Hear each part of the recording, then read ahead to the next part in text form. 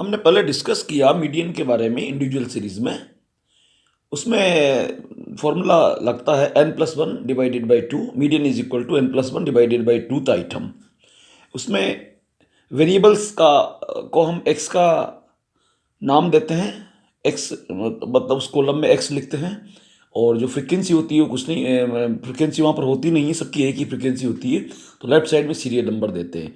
Then उसके बाद n+1 divided by 2th item के हिसाब से जो भी स्कोर आता है वो हम लेफ्ट से राइट से लेफ्ट में देखते हैं सीरियल नंबर के ऊपर। मान लीजिए कुल टोटल आइटम्स 9 थे, और टोटल नंबर ऑफ आइटम्स जिनका हम एनालिसिस करना चाह रहे हैं, जिनका हम निष्कर्ष निकालना चाह रहे हैं कि इसका मीडियन क्या है, तो 9+1 n stands here for number of items. 9+1 divided by 2 equal to 5, 5th item.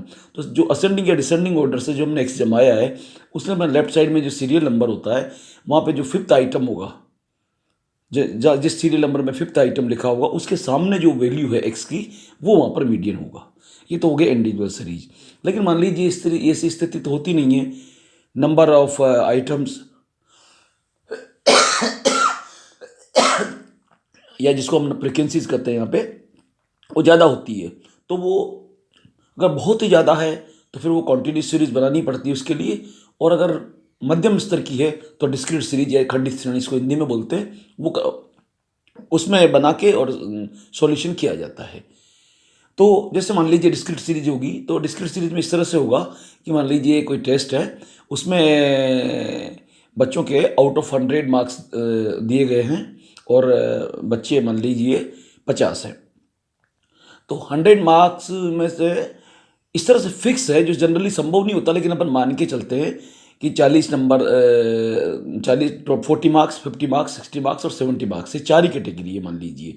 इसी कैटेगरी में बच्चों को मार्क्स मिले हैं 40, 50, 60, 70। तो फिर ये तो हो गया एक्स वाला कॉलम। फ्रिक्वेंसी वाले कॉलम में फिर हम देखेंगे कि 40 नंबर कितने बच्चों को मिले, वो फ्रिक्वेंसी के आगे लिख देंगे। 50 नंबर कितने बच्चों को मिले, वो फ्रिक्वेंसी के आगे लिख देंगे। 60 नंबर यानी 60 मार्क्स कितने बच्चों को मिले, वो फ्रिक्वेंसी के आगे लिख देंगे, और 70 मार्क्स कितने बच्चों को मिले, वो फ्रिक्वेंसी के आगे लिख देंगे। इस तरह से 4 हमने बनाए, 40 नंबर मिले इतने बच्चों को, 50 नंबर मिले इतने बच्चों को, 60 नंबर मिले इतने बच्चों को, 80 नंबर मिले, 70 नंबर मिले इतने बच्चों को।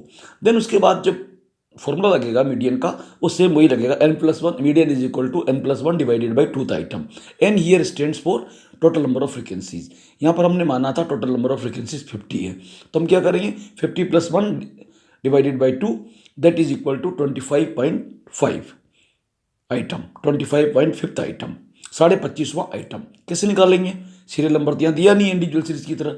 तो यहाँ पर हम क्या करेंगे कि जो फ्रिक्वेंसी है, जो एक कॉलम फ्रिक्वेंसी का, उसके आगे एक नया कॉलम एक अगला कॉलम और बनाएंगे राइट साइड में, जिसको नाम देंगे CF, कम्युलेटिव फ्रिक्वेंसी, संचयी आवृत्ति। तो जैसे मान लीजिए 40 नंबर मिले थे 20 बच्चों को, 50 नंबर मिले थे 10 बच्चों को, तो जो कम्युलेटिव फ्रिक्वेंसी है उसमें सबसे ऊपर तो 20 आ जाएगा, फिर जो अगला वाला 10 है उसको जोड़ेंगे तो 30 हो जाएगा। इस तरह जोड़ते चलेंगे, लास्ट में जाके टोटल मिला के टोटल जो कॉलम आएगा कम्युलेटिव फ्रिक्वेंसी का, लास्ट वाला कॉलम जहाँ पे हमने 70 नंबर दिए थे वहाँ पे 50 आ जाएगा। तो हमने निकाला 25.5th आइटम। तो इस कम्युलेटिव फ्रिक्वेंसी वाले टोटल में देखेंगे 25.5th आइटम या उससे ज़्यादा वाला वैल्यू कौन सा है। तो यहाँ पर जैसा कि मैंने अभी बताया था, 40 नंबर मिले थे 20 को, और 50 नंबर मिले थे 10 को, तो टोटल कम्युलेटिव फ्रिक्वेंसी आ रही थी 30, 50 के सामने, जो 25.5th से ज़्यादा है।